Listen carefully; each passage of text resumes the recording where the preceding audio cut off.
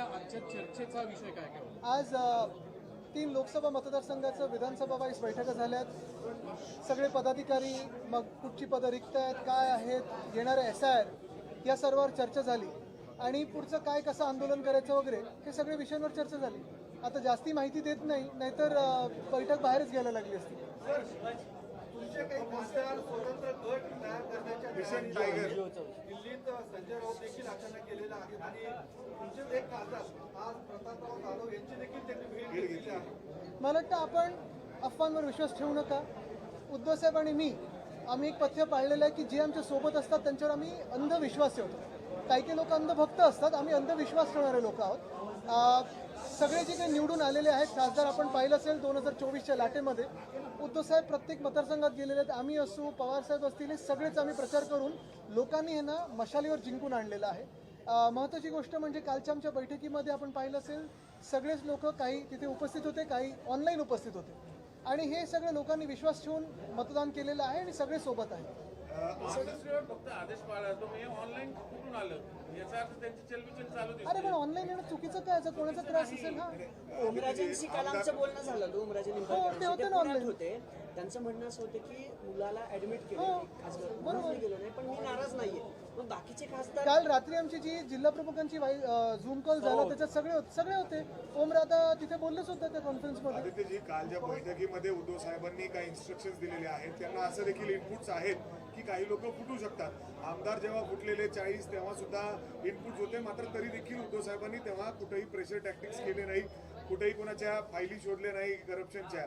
आता देखील तशीच परिस्थिती दिसते, कारण आपण वेगवेगळ्या राज्यांमध्ये बघतोय की काय परिस्थिती आहे. अनेक खासदार दिसत आहेत. एक महत्त्वाचं आहे, आपण काय करताय? एक तृणमूल काँग्रेसबद्दल पाहिलं असेल 20 खासदारांनी वेगळा गट फॉर्म करण्याचा प्रयत्न केलेला आहे. ही सगळी एहसान फरामोश लोक आहेत. जिंकले ममता दिदींच्या नावावर आणि आता लगेच सरकार बदलनंतर टुपुक उड्या मारून पळतात. एक महत्त्वाची गोष्ट आहे की आमची केस जवळपास आता 4-4.5 वर्ष चालू आहे. राष्ट्रवादी काँग्रेसची देखील केस तेवढीच वर्ष चालू आहे. तसं पाहायला गेलं तर संविधानामध्ये ही खूप मोठी तरतूद आहे, मोठी घटना आहे की एखाद्या पक्षाचं फुटून चोरून कोणीतरी ते नाव चोरू शकतं, निवडणूक आयोग त्यांना सिम्बॉल देखील देऊ शकतं. ही खूप मोठी गोष्ट आहे.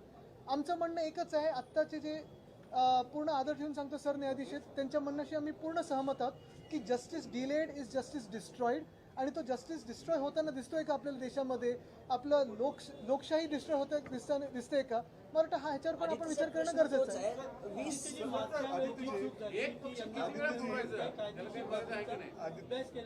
मला वाटतं मागच्या वेळी जी चूक झाली आपण पाहत असाल, रिव्हरफ्रंट डेव्हलपमेंटचा प्रोजेक्ट जो होता तो आपण विश्वास ठेवून लोकांनी पुढे जाऊ दिला. आता ती चूक दिसते. तर आता रिव्हरफ्रंट डेव्हलपमेंटवर आता आमची चर्चा झाली. एम्प्रेस गार्डन मध्ये घुसण्याचा प्रयत्न आहे त्याच्यावर आमची चर्चा झाली. वेताळ टेकडीवर आमची चर्चा झाली. हे सगळं आहे. मला वाटतं आपण एका विषयावर जास्ती चिकटून न राहता, ऐका ना, मला तर बोलू द्या, पूर्ण तर करू द्या.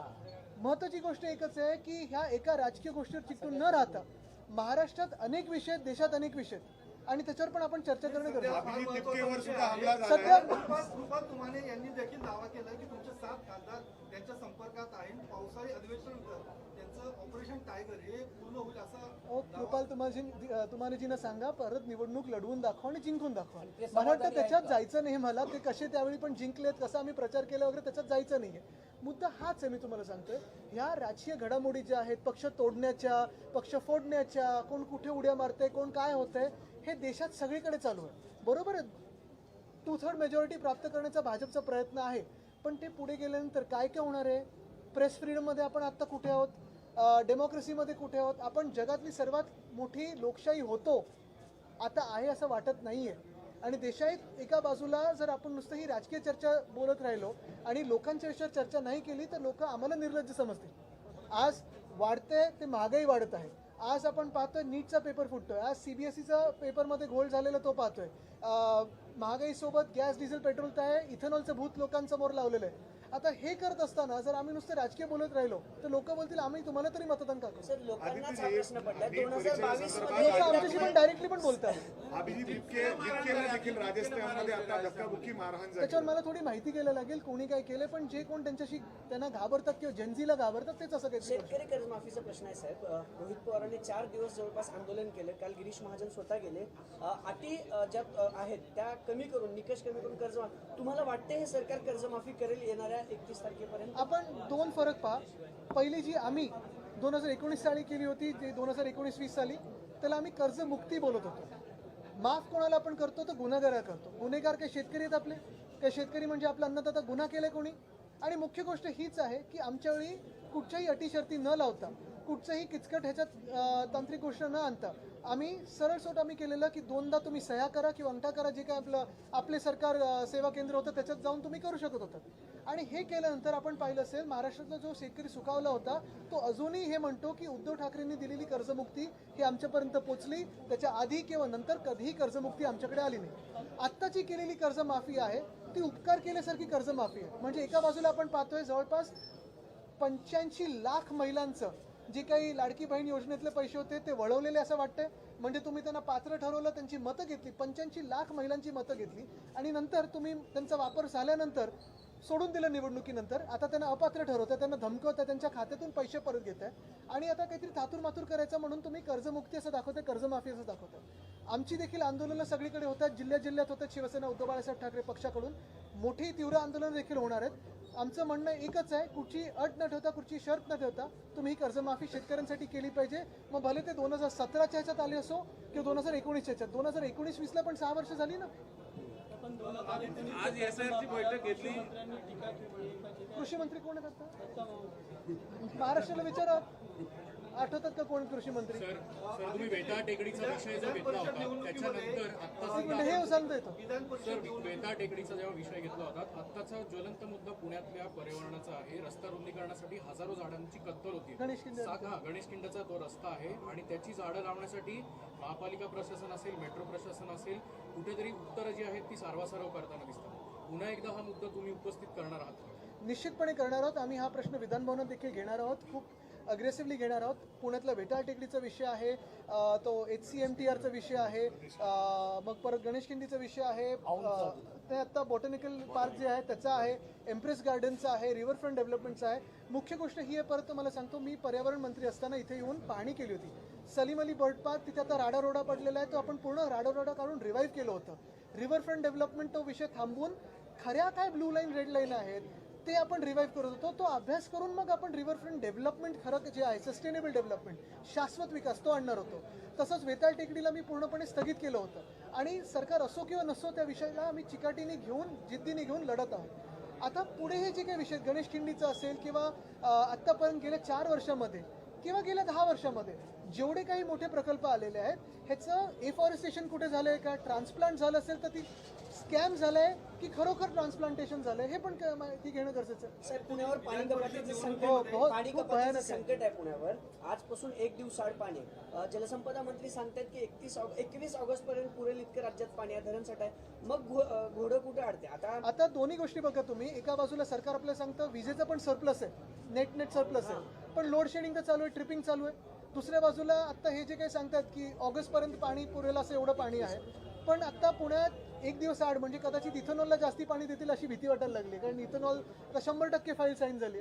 पण मुख्य गोष्ट ही आहे की कदाचित सरकार आज रात्री येऊन 8 वाजता तुम्हाला आश्वासित करेल की पुरेसं पाणी आणि पुरेसं वीज हे तुम्हाला 2047च्या साली 100% मिळेल. पण एकच, सॉरी, मी तुम्हाला परत एकदा एका महत्त्वाच्या विषयावर आणतो, मग विधान परिषद येतो. तुम्ही पाहिलं असेल विधान परिषदेत घाणेरडं राजकारण झालं, जिल्हा परिषदेत असेल किंवा आता जे काही चालू आहे, परत पक्ष फोडण्याचं राजकारण असेल, खासदार आमदार फोडण्याचं असेल, नगरसेवक असेल, हे सगळं एका बाजूला भाजप जेव्हा ह्याच्यात व्यस्त आहे, सगळे सत्ताधारी पक्ष व्यस्त आहेत. पाण्याचा विषय असेल, जो पुण्यासारख्या शहरामध्ये जर 1 दिवस आड पाणी यायला लागलं तर कोण इथे उद्योगधंदे करायला येणार, कोण इथे गुंतवणूक करायला येणार, कुठचा IT पार्क येणार आहे, हा जरा विचार करावा. याच विधान तुम्ही जसं आता भाजप हे सगळं राजकारण करतंय, मात्र तुमच्याच महाविकास आघाडीतले घटक पक्ष शरद पवार गटाच्या उमेदवारांनी इथे माघार घेतली. त्यावरून तुमचे शहर प्रमुख म्हटले की आमच्या पाठीत खंजीर खूप असला आणि आता महाविकास आघाडीतून बाहेर पडण्याची वेळ आलेली आहे. तशी बघा तुम्हाला सांगतो असं अनेक ठिकाणी आमच्याकडे जसं कोकणात देखील एकाला आम्ही हकालपट्टी केली, आम्हाला दिसलं सरळ सरळ त्यांनी पैसे घेतले असतील किंवा नसतील, पण त्यांनी माघार घेतली. जे लढायलाच तयार नाही आहेत ते सोबत राहून काय करायचं, म्हणून त्यांची हकालपट्टी आम्ही केली. पण महत्त्वाची गोष्ट पुन्हा एकदा सांगतो तुम्हाला, आम्ही पूर्ण प्रयत्न करत आहोत लोकांचे विषय घेऊन. सगळी आंदोलनं असतील, मग ज्युडिशियल ॲक्टिव्हिझम असेल, मग इव्हन अधिवेशनात आत्ता भांडण्याचं असेल, सगळी आंदोलन वगैरे करतो. पण पुन्हा एकदा सरकार आणि सत्ताधारी पक्ष कधीतरी राजकारणाच्या पलीकडे जाऊन जे जनतेचे खरोखर प्रश्न आहेत ते सोडवणार आहेत का? आदित्यजी, उद्धव साहेबांनी एक मिनिट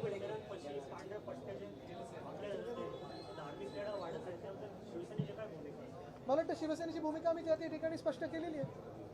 उद्धव साहेबांनी ज्या पद्धतीने काल कार्यकर्त्यांना या सगळ्या मंत्र्यांना सांगितलं की आता सध्या माझे दिवस नाही आहेत, पण भविष्यात हे आमचे दिवस येतील. आता संघर्ष नाही असं काही नाही सांगितलं. कालच्या VC मध्ये कालच्या VC मध्ये आपण पाहताय एवढंच सांगितलं. आणि काल सगळे जिल्हा प्रमुख, विधानसभा संपर्क प्रमुख, आमदार, खासदार सगळे होते, त्याच्यात नेते उपनेते वगैरे. एकच गोष्ट महत्त्वाची आहे, लोकांमध्ये रोष वाढत चाललेला आहे. महागाईचा विषय असेल किंवा पेपरफुटीचा विषय असेल किंवा हॉस्पिटलमध्ये आपण पाहतोय औषधं उपलब्ध नाही आहेत, अनेक गोष्टींमध्ये रोष आक्रोश वाढत चालले. शेतकरी त्रस्त आहेत, महिला हैराण आहेत, सगळं हे काय. पण हे होत असताना विरोधी पक्ष म्हणून आम्ही आमची पूर्णपणे बाजू जी आहे, निवडणुका असो किंवा नसो, आम्ही ती मांडत राहणार, लढत राहणार आणि लोकांच्या विषयासाठी रस्त्यावर उतरत राहणार. हेच एवढं आम्ही सांगितलेलं आहे. एकच महत्त्वाचं आहे. दुसऱ्या बाजूला आपण पाहतोय परवाकडे कॉक्रोच जनता पार्टीचं पुण्यात देखील आंदोलन झालं, मोठा प्रतिसाद मिळाला. का तर लोकांमध्ये तो रोष आहे, पर्याय शोधतात लोक, आणि तो पर्याय उभा करण्यासाठी आम्ही सगळेच प्रयत्नशील राहू. 2022 याच वेळी महाराष्ट्रातल्या विरोधी पक्षांना कुठलेही आंदोलनात भेटत नाही. म्हणजे रोहित पवार एकटे आंदोलनाला बसले, त्याच्यानंतर सगळे पाठिंबा देतात. जर एकत्रच रस्त्यावर उतरले असते तर त्याचा आता हे थोडं प्लॅनिंग हे काय आहे की विधान परिषदेवेळेस सुद्धा तुम्ही म्हणलं जे लढणार नाही त्यांना ठेवून काय फायदा. मात्र विरोधी तुमच्यासोबत जे पक्ष आहेत, राष्ट्रवादी, काँग्रेस, ते जर इतर वेळी मॅनेज होत असले. बघा याच्यातून तुम्हाला मी राजकीय वक्तव्य करणार नाही, पण एकच सांगतो, अर्थात कोऑर्डिनेशन हे वाढत राहील आणि कोऑर्डिनेशन आम्ही करतो. साहेब, ही चेंज जर बघितली ना, 2022 मध्ये आपण सगळं बघितलं होतं. 2022 मध्ये आपल्यासोबत जे झालं, आता ते पुन्हा ऑपरेशन टायगरची चर्चा. अरे ऐका ना, आता हे operation tiger, operation lotus, operation leopard, operation monkey जे काय करायचं ना, ह्याच्यात मला जायचं नाहीये. अफवांवर मी विश्वास ठेवत नाही. प्रश्न थोडा वेगळा होता साहेब. पण माझं उत्तर हेच राहणार. आता TMCचे 20 खासदार, आता एक खासदार असणाऱ्या पार्टीत ते विलीन होत आहेत आणि मग त्यांचा पक्ष. हे सगळं जे राजकारण चालू आहे, हे सगळं लोकशाहीला घातक आहे असं तुम्हाला वाटतं का? लोकशाही राहिली कुठे? लोकशाही संपलेली आहे. आणि म्हणून मी मगाशी जे म्हणालो ना, आम्हाला जर वेळेत न्याय मिळाला असता तर हे झालं नसतं. किस तरह से यानी अच्छे दिन आने वाले थे ऐसे कहा था, जीतने के पहले 2014 में अच्छे दिन आएंगे ऐसे कहा था, लाएंगे ऐसे नहीं कहा था. ये हमारी भूल थी कि हमने विश्वास रखा. अच्छे दिन आएंगे ऐसे ही आ नहीं सकते. तभी तो बात की थी, भविष्य की थी. अभी बात हो रही है भूतकाल की हो रही है. 60 साल पहले, 70 साल पहले नेहरू जी ने ठीक किया था क्या? सावरकर जी ने ठीक किया था क्या? सरदार पटेल जी होते तो? ये सारी अगर मगर की बातें हो रही है. लेकिन अगर आप देखें तो आज जियो पॉलिटिकली दुनिया भर में जो हमारा एक आवाज़ था, वो आवाज़ बंद हो गया है. देश में भी अगर आप देखिए तो महंगाई पे हो या कुछ भी हो, ये सारी चीज़ें छोड़ के सब पे मन की बात हो रही है. लेकिन लोगों के मन की बात कब होगी? आज केंद्रीय मंत्रिमंडल ने कहा कि कांग्रेस के कार्यकाल में महंगाई ज्यादा थी, अभी महंगाई कम है. वो शायद शीर्षासन कर रहे होंगे और तब उनको सब उल्टा दिखा होगा. सर, मुद्दा असा आहे, बाळासाहेबांच्या काळात कुठला आमदार खासदार फुटला तर शिवसैनिक त्याला रस्त्यावर ठोकून काढायचे. आता जाऊ दे ना, जर तर मध्ये न जाता सरकारने अभी तक कर्जमाफी तुम्ही हाती घ्या, आम्ही सगळे तुमच्या सोबत येऊ. सरकारने अभी तक कर्जमाफी नहीं दी. बहुत सारे निकष भी लगाए. सरकार ने बहुत सारे कर्जमाफी को निकष भी लगाया. उतना क्या? ऐसे तो बहुत सारी चीज़ें की ना. अगर आपने देखा होगा, पहले तो मुझे लगता है किसी का स्टेटमेंट है, बीजेपी प्रेसिडेंट का तब स्टेटमेंट है कि परसों ही में पढ़ रहा था, आने के बाद इनकम टैक्स और बहुत सारे टैक्सेस 2014 के पहले कहते थे ये हम निकाल देंगे. अभी एक बात तो की उन्होंने, इनकम लोगों का निकाल दिया, टैक्स तो बढ़ाते रहे. फुटबॉलचा प्रश्न एकच मिनिट. हाँ, तुमची जर्सी बघितली. थँक्यू. फिफा वर्ल्ड कप तुम्ही फॉलो करत असाल, मुंबईचे तुम्ही अध्यक्ष आहात. 140 कोटी जनता आहे आपल्या देशाची. असे अनेक देश आहेत फिफामध्ये, 1 लाख 2 लाख अशी पॉप्युलेशन आहे. फुटबॉलच्या बाबतीत भारताची शोकांतिका वाटत नाही का? कारण की आपण अनेक वर्षांपासून नक्कीच आहे. आणि तुम्ही पाहिलं असेल, दुर्दैव हे आहे की आत्ता जो ISL मध्ये पण जो घोळ होत आहे तो एवढा दुर्दैवी आहे. कारण ISL ही टुर्नामेंट जे कोणी आधी चालवत होते AIFF सोबत, खरं तर ते AIFF वर उपकार केल्यासारखंच होतं. आता AIFFने त्याचा हस्तक्षेप केल्यानंतर ISL मध्ये जो गोंधळ झालाय तो लवकरात लवकर सुटो. व्हर्टिकल मोबिलिटी जी आहे, ISL असेल, मग प्रेमियर आपलं हे जो लीग आहे इंडियन लीग वगैरे, हे सगळे आय लीग, तो नीट व्हावा ही इच्छा आहेच. आणि आम्ही जे काही प्रयत्न करतो, दुसऱ्या बाजूनी सरकारकडून पण मोकळी मैदानं ही वाढावीत. मुंबईमध्ये तर आम्ही जे मध्ये आंदोलन केलं, 3 रिक्रिएशन ग्राउंड, त्याच्यात एक फुटबॉलचं अधिकृत ग्राउंड, ते बिल्डरच्या घशात घालत होते. त्याच्यात मी आंदोलन केलं, आम्ही सगळ्यांनी केलं, ते वाचवू शकलो. हे मातीची मैदानं वाचावीत, टर्फ वगैरे नंतर, पहिली मोकळी मातीची मैदानं वाचावीत. उपस्थित थे सारे, आप अफवाहों पे ना जाए, मीडिया पे भरोसा मत कीजिए.